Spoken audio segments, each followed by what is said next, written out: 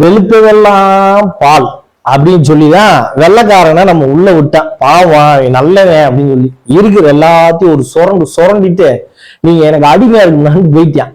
அது மாதிரிதாங்க நீங்க பேசுறதெல்லாம் இருக்கு. எப்ப பாரு நான் ஒரு விஷயத்த சொல்லிட்டே இருக்கேன். 2020 இருந்து 2025 முடிய போகுது.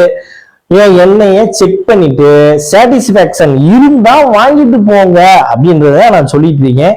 இன்ன வரைக்கும் கவர்மெண்ட் எனக்கு 6 வருஷமா அங்கீகாரம் கொடுத்துருக்காங்க. அவங்க எண்ணெய் நல்லா இருக்கு, எந்த ஒரு கலப்படம் இல்லைன்றது. ஒரு நபர் நம்ம ஃப்ரெண்டு ஒருத்தர் சொன்னாப்ல, இங்க 550 ரூபான்னு விற்கிறாங்க, நீங்க ஏன் கம்மியா வைக்கிறீங்க, பரவாயில்ல, அந்த அளவுக்கு புரிதல் வந்துருச்சு, நான் ரொம்ப சந்தோஷப்படுறேங்க. ஏன்னா எனக்கு முழுமையான சாட்டிஸ்பாக்சன் இருக்க போய் தான் இந்த தொழில் நான் பண்ணிட்டு இருக்கேன். எனக்கு இந்த அளவுக்கு கொடுத்தா போதும், எனக்கு எல்லா பேருமே வாங்கணும்ன்றதுதான் என்னோட நோக்கத்துல நான் ரேட்டை ரெடியூஸ் பண்ணி கரெக்டான அளவுக்கு நான் கொடுத்துட்டு இருக்கேன். இதே பாத்தீங்கன்னா நான் அந்த ரேட்டு கொடுக்குறேன்னு வச்சுக்கோங்க, எனக்கு பிரச்சனை கிடையாது. எத்தனை பேர் வாங்கிட போறீங்க?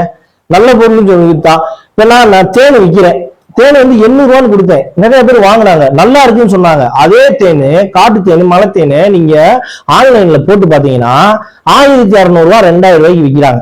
அதே நீங்க அது எடுக்கிற இடத்துக்கு போனீங்கன்னா ரேட்டு கம்மியா இருக்கு. அதே என் கடையில வாங்கினீங்கன்னா ரேட்டு கொஞ்சம் அதிகமா இருக்கு. சோ இதாங்க, ஒரு இடத்த இன்னொரு இடத்தோட கம்பேர் பண்ணாதீங்க. உங்களுக்கு என்ன தேவைன்னா, நம்ம வாங்குற பொருள் கலப்படம் இல்லாம இருக்கா, அது நம்ம உடம்புக்கு பாதிக்காதா, அந்த ஒரு விஷயத்த மட்டும் செக் பண்ணிட்டு லேபிள கூட செக் பண்ணிட்டு வாங்கிட்டு போங்க. வெளுத்ததெல்லாம் பாலுன்னு நினைக்காதீங்க. நன்றி.